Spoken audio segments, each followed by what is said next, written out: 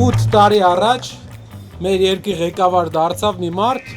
ով ահավոր լավ խոստումներ էր մեզ տալիս։ Տալիս էր հիմնական խոստումը, որ Արցախը մեր անվտանգ է լինելու։ Նաև խոստում էր տալի, որ աղքատությունը լրիվ հաղթահարելու է։ Խոստում էր տալի, որ աշխատավարձերն են շատ բարձրանալու։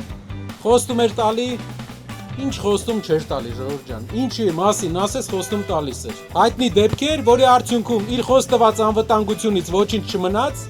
ունեցանք 3 պատերազմ։ Ռուս-ուկրաինական պատերազմի արդյունքում միլիարդավոր դոլարների հարկեր եկող Հայաստանի բյուջե, բայց աղքատությունը չհաղթահարեցինք։ 21 թվին մի անգամ էլ ինքը սկսեց խոստում տալ։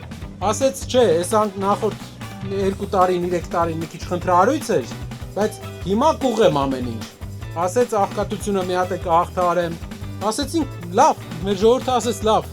հավատացինք, այդ խոստման էլ հավատացինք։ Մեր երկրում աղքատությունը նվազեց,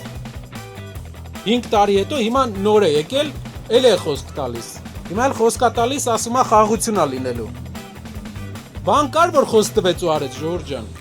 Չարբախը ընդհանուր աշխատել է գործարանների վրա, որը ստեղծել է Հայաստանի հիմնական տնտեսական ակտիվությունը։ Ինչ ենք անում մենք 50 տարի հետո։ Մի հատ որոշել է, մի հատ լավ բան անի։ Բոլորիս վրա, բոլորի ընտանիքի վրա, մեր ձեր բոլորի անցած տարի վերցրել է $2500 վարկ։ Հայաստանի անկախության առաջի 16 տարում 1.6 միլիարդ դոլար էր վարկը։ 16 տարում այնքան վարկ չեն վերցրել, ինչքան այս հիմիկվա մեր ղեկավարը մի տարում։ Ինչ է սա նշանակում։ Չեմ կարծում, որ մեր ժողովուրդը պետք է երրորդ շանսը տա նույն մարդուն։